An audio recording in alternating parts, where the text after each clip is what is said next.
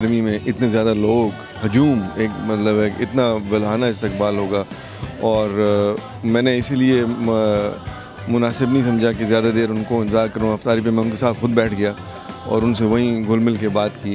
लेकिन मैं समझता हूँ कि ये लोगों का प्यार है, एक जज्बा है जो देखने में आया और मैं आपको यकीन दिलाता हूँ कि ये जो उनका जज्बा है इसको प्यार से प्यार ही मिलेगा और खलूस से खलूस ही मैं दूँगा उनको। और इंशाअल्लाह ताला जो मुझे मौका मिलेगा मैं आवाम की खिदमत करूँगा और उनको अपना प्यार दूँगा। इलेक्शन जो है 2018 का वो क्लियर बयान बता देगा, लेकिन मुझे यकीन है और मेरा ख्याल है आपकी मुस्कुराहट से मुझे लग रहा है कि आपको भी यकीन है कि डेरे की अवाम में काफ़ी हद तक शऊर है। और इसीलिए मैं कह रहा हूँ कि डेरा इंशाअल्लाह हकीकी मायने में इस वक्त फूलों का सेहरा बनेगा। और ई दफ़ा डेरे सिर्फ डेरे दे अवाम सराइकी जड़े हैं वो ठेठ जड़े जम पले नहीं थी बारू नहीं आए हुए वो इलेक्ट थी सन और डेरे की नुमाइंदगी करे सन और डेरे को हक दे इंशाअल्लाह ताला तकड़े थी वो इंशाअल्लाह कुट के जीते सूँ।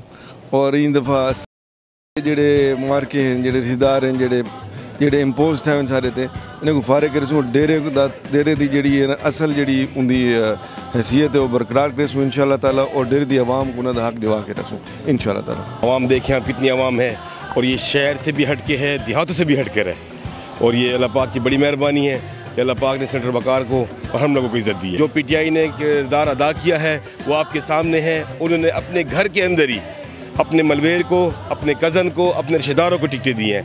किसी हमारे डेरेवाल भाई को टिकटें नहीं दी।